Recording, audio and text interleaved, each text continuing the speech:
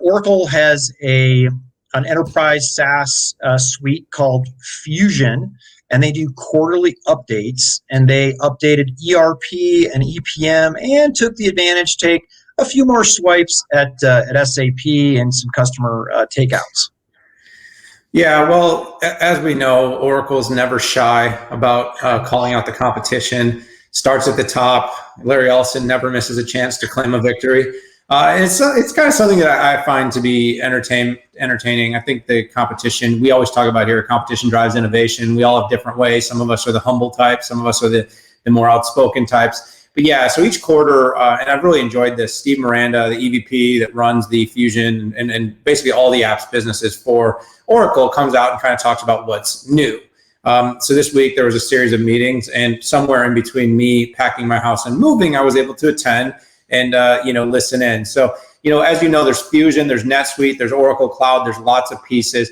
This particular go round, though, what I felt that Steve's focus was really on was kind of the Oracle's ML and AI efforts. I mean, this is a big topic.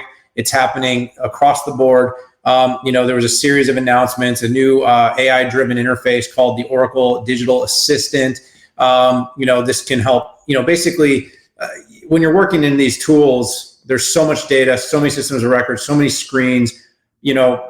Remember that little Microsoft paperclip, the digital assistant? Well, just imagine now having that kind of capability within your systems of record to be able to find what you need to find quickly using, natural language processing, for instance. I'm just going to ask a question. It's going to work. They also made a series of other announcements, and an intelligent performance management platform, a risk management platform, a project management update.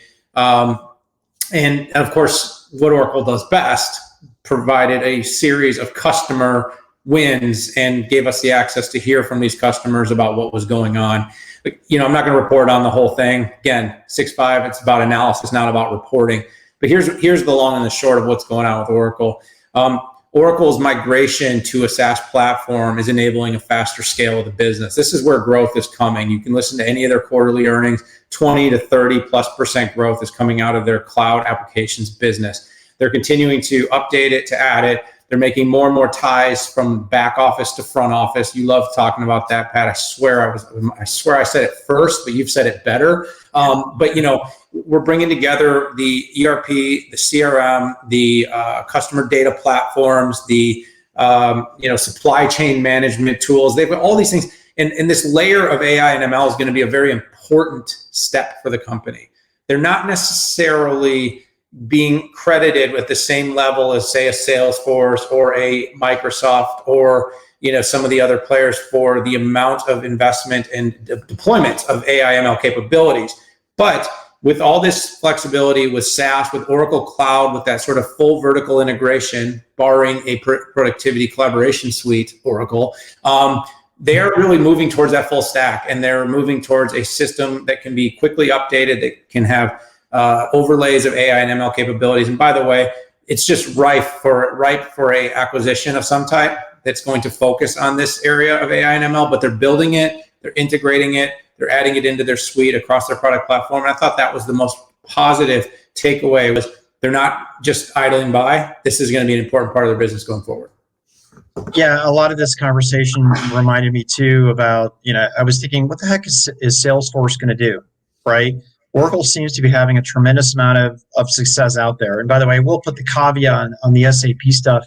SAP usually comes out a week later and says, hey, here are the customers we took away from Oracle, right? So getting to the bottom of all this is interesting.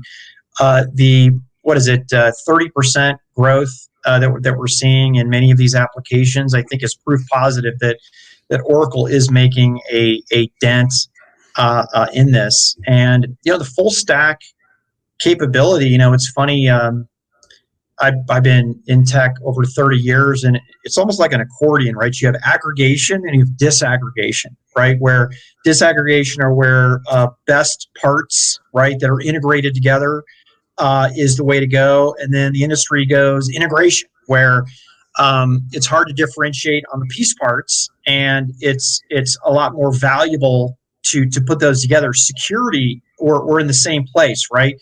You've got all these point security products, but they're so much integration that enterprises have to do that sometimes they're 2 or 3 steps behind what the best-in-class software was, and that's why the security industry is going to more of an integration point, and companies like Microsoft and Cisco are taking advantage of that. And I'm sorry to digress, but you did a really good job capturing You're entitled, sir. the news itself.